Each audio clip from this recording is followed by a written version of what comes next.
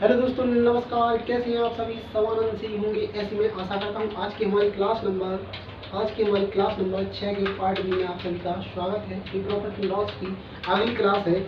इसमें हम नए प्रश्नों के बारे में जानेंगे। यहाँ पर ये नए प्रश्न आपके समक्ष लिखे गए हैं।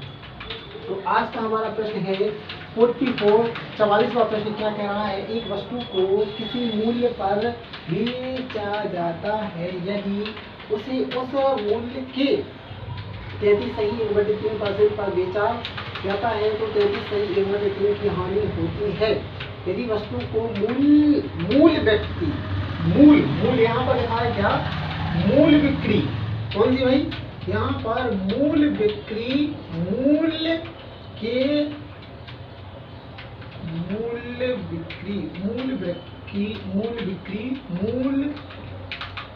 यहाँ पर मूल्य के 60%।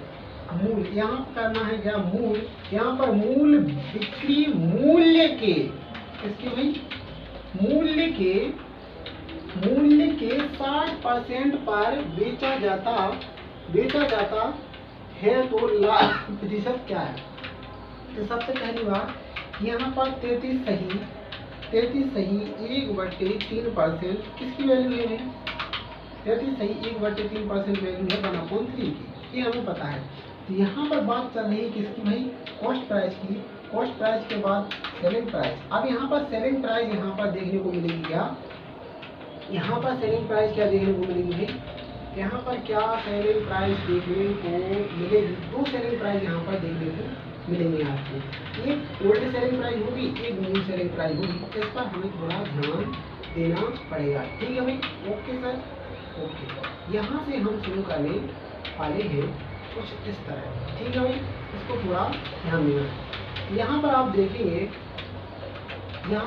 देखेंगे कि एक वस्तु को किसी मूल्य पर बेचा जाता है, यदि उसे उस मूल्य के 33.3% पर बेचा जाता है। उस मूल्य के 33.3% पर बेचा जाता है। उसे उस मूल्य के 33.3 पर बेचा जाता है तो उसे 33.3% की हानि होती है। तो यहाँ पर यहाँ से शुरू करेंगे हम। 33.3% की हानि होती है। 33.3% का मतलब होता है 1/3। अगर कॉस्ट प्राइस कितनी होगी? अगर कॉस्ट प्राइस 3 होगी तो 3 में से अगर एक का क्या हो जाएगा भाई? एक की हानि हो जाएगी तो हमारा सेलिंग प्राइस क्या होगी? हमारी सेलिंग प्राइस क्या हो जाएगी? हमारी सेलिंग प्राइस हो जाएगी भाई 2। हो जाएगी? हो जाएगी बिल्कुल 2 हमारी सेलिंग प्राइस हो जाएगी। लेकिन पहले वाली लाइन क्या हो रही थी? एक वस्तु को किसी मूल्य पर बेचा जाता है, मतलब यहाँ पर कोई मूल्य है, इस मूल्य पर वस्तु को बेचा जा रहा था। तो यहाँ पर एक पहले शुरुआत की प्राइस धीरे धीरे ओल्ड प्राइस बन जाती है, फिर एक नया मूल्य उस पर निरूपित कर दिया जाता है। तो वो क्या बन जाती है भाई? न्यू सेलिंग प्राइस बन जाती है। और पहले वाली प्राइस क्या बन जाती है? ओल्ड सेलिंग प्राइस बन जाती है। तो यहाँ पर इसी लाइन से यहाँ पर केवल पता चल रहा है कि ये ओल्ड सेलिंग प्राइस है। एक वस्तु को किसी मूल्य पर बेचा जाता है, एक मतलब मूल्य निर्धारित कर दिया गया। ठीक है भाई? तो ये कौन सी होगी? Old selling price. यदि उसे उस मूल्य के इस मूल्य के 33.3 पर बेचा जाता है। तो अगर मैंने यहाँ पर ओल्ड सेलिंग प्राइस कितनी रखी? 1 रखी। अगर मैंने ओल्ड सेलिंग प्राइस कितनी रखी भाई? 1 रखी तो अगर मैंने यहाँ पर ओल्ड सेलिंग प्राइस 3 रखी, 3 का 33.3% क्या होता है भाई? 1 होता है। क्या होता है भाई? 33.3% 1 होता है पर बेचा जाता है। तो उसे उस मूल्य के 33 सही 1/3 पर बेचा जाता है तो उसे 33 सही 1/3% की हानि होती है। यदि वस्तु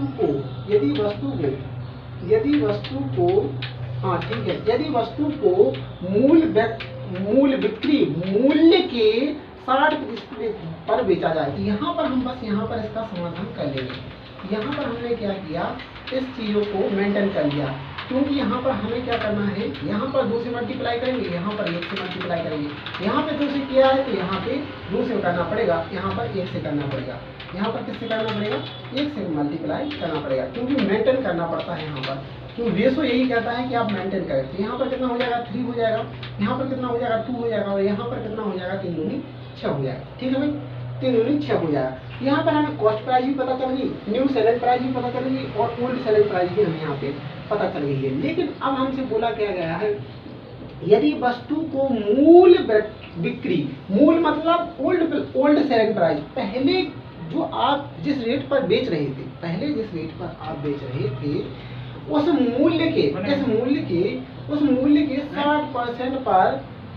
के 60% पर बेचा जाता है। कितने पर? इस मूल्य के 60%। तो यहाँ पर 6 का 60% कितना होगा? 6 का 60% कितना होगा? 6 का 60% कितना होगा?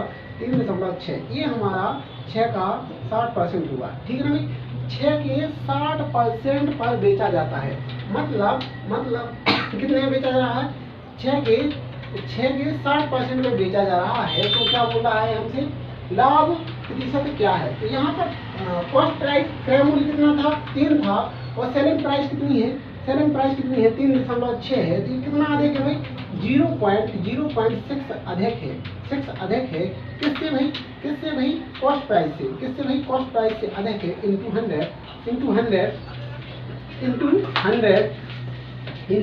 ये हमारा प्रॉफिट परसेंट का फॉर्मूला हो गया। तो कुछ नहीं, 1 0 यहाँ पे खत्म किया तो यहाँ पे 10 आ गया। यहाँ 1 0 से 1 0 खत्म किया, 3 कम 3 और 3 दूनी 6। यहाँ पर जो प्रॉफिट परसेंट होगा हमारा कितना हो जाएगा भाई? 20%। कितना आ जाएगा भाई? ये 20% हमारा प्रॉफिट आ जाएगा। आंसर ऑप्शन नंबर सी यहाँ पर हमारा आंसर हो जाएगा। ठीक है ना भाई, ऑप्शन नंबर सी यहाँ पर हमारा आंसर हो जाएगा। सीधे ही हमें इस तरीके से सॉल्व करना था। अगला प्रश्न 45 में 45वां प्रश्न है। क्या कह रहा है हमसे? दो वस्तुओं को 800 में बेचने पर, 2 वस्तुएं हैं 800 में बेचने पर एक व्यक्ति को 3 वस्तुओं का लागत मूल्य प्राप्त हो जाता है। लाभ प्रतिशत कितना होगा? तो इसको कुछ नहीं करना था। 2 वस्तुओं को 800 में बेचने पर, मतलब 2 वस्तुओं का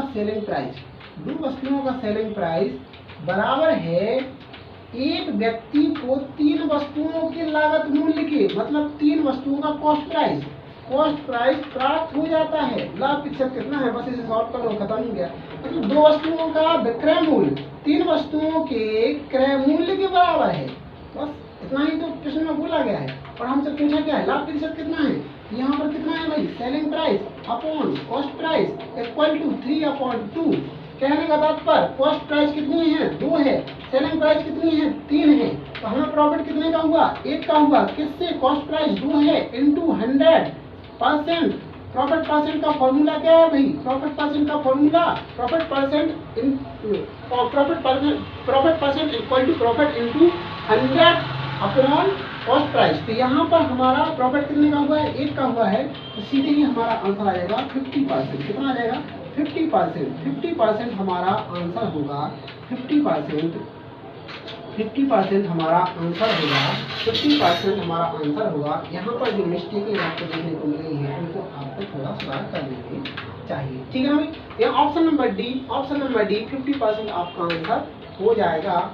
ऑप्शन नंबर डी आपका सही है। ठीक है भाई, अगला प्रश्न क्या है? कोई दुकानदार अपनी वस्तुओं की कीमत 125 से बढ़ा देता है और 25% छूट देता है। कितने भाई? 25% छूट देता है। यदि क्रय मूल्य 640 है तो विक्रय मूल्य क्या होगा? देखो भाई, मैं अगर रेशो को अपन देखेंगे तो रेशो के माध्यम से करें तो बेहतर रहेगा। रेशो के माध्यम से ऐसा करना है आपको कि जब हम बात करते हैं 125% का मतलब होता है 5/4। कितना होता है भाई? 5/4, क्योंकि हमें पता है कि 1/4 का अर्थ होता है 25%। कितना होता है भाई? 25%। और 25 में अगर हम 5 से मल्टीप्लाई कर दें तो 125 आता है। 125 का मतलब होता है 5/4। ठीक है भाई। फिर इसके बाद में हमें पता है कि 25% का मतलब कितना होता है? 1/4। ठीक है भाई, ओके। अब यहाँ पर बोला ये जा रहा है कि कॉस्ट प्राइस कितनी है भाई? 640। मतलब हमारा मूल्य है 640 मूल्य है, कॉस्ट प्राइस है। अब लेकिन बोला ये जा रहा है कि अब हम यहाँ पर सीधा लाइन पर आते हैं। क्या बोला जा रहा है कि जो मूल्य है उस मूल्य से 125 बढ़ा देता है। कहने का तात्पर्य, अगर मूल्य कॉस्ट प्राइस कितनी है 4, कॉस्ट प्राइस कितनी है भाई 4 से वह 5 और अधिक उस पर बढ़ा देता है।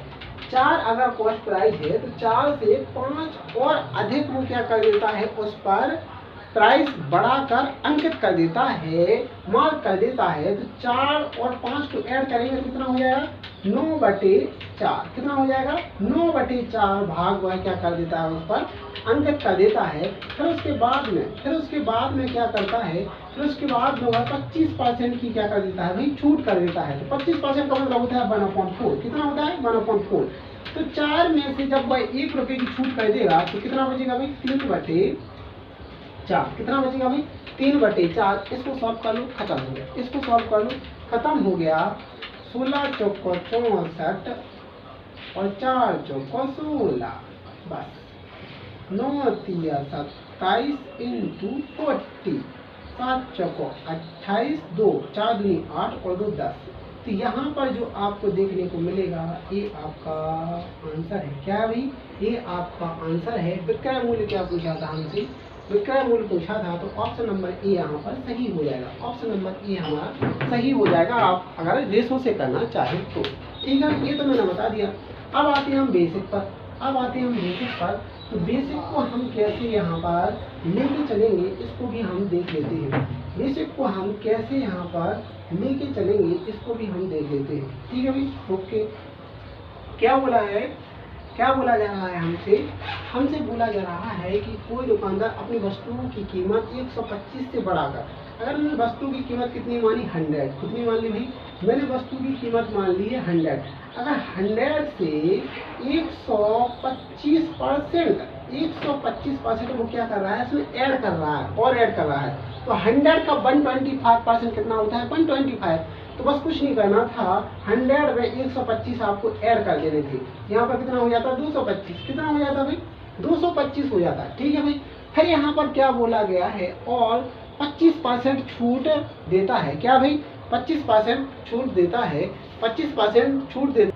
तो यहाँ पर आप 225 का 25% निकालेंगे, 225 का 25% निकालेंगे तो 56 और 1/4% ये आपका आ जाएगा। ठीक है, कितना आ जाएगा 156 सही 1/4 आ जाएगा। सीधे अगर निकालें तो यहाँ पर आ जाएगा 56.25, ये आ जाएगा आपका। ठीक है ना भाई।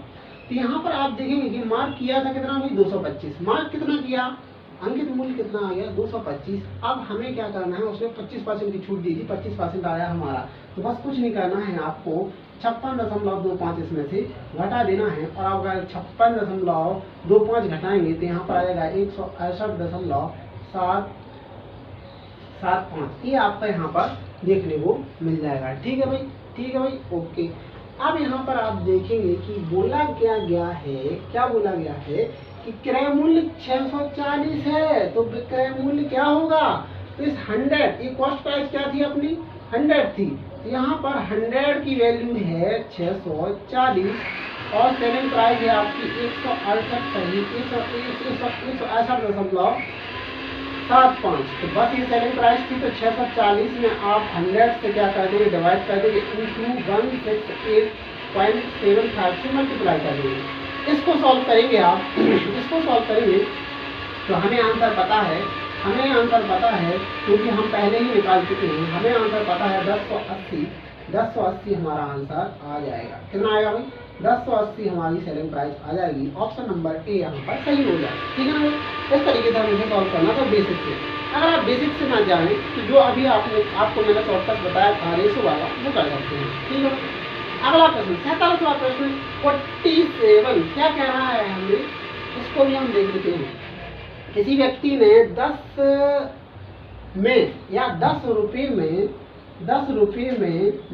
11 नंग के भाव से खरीदे तथा 11 रुपए में 10 नंग के भाव से बेच दिए, परिणामी लाभ या हानि ज्ञात करें। तो यहाँ पर आप देखेंगे यहाँ पर आप देखेंगे कि जो आर्टिकल है, क्या है भाई, आर्टिकल है, और यहाँ पर क्या है भाई, जो प्राइस है, ठीक है ना भाई, जो आर्टिकल है और जो यहाँ पर प्राइस है। तो आर्टिकल क्या है, पहली स्थिति में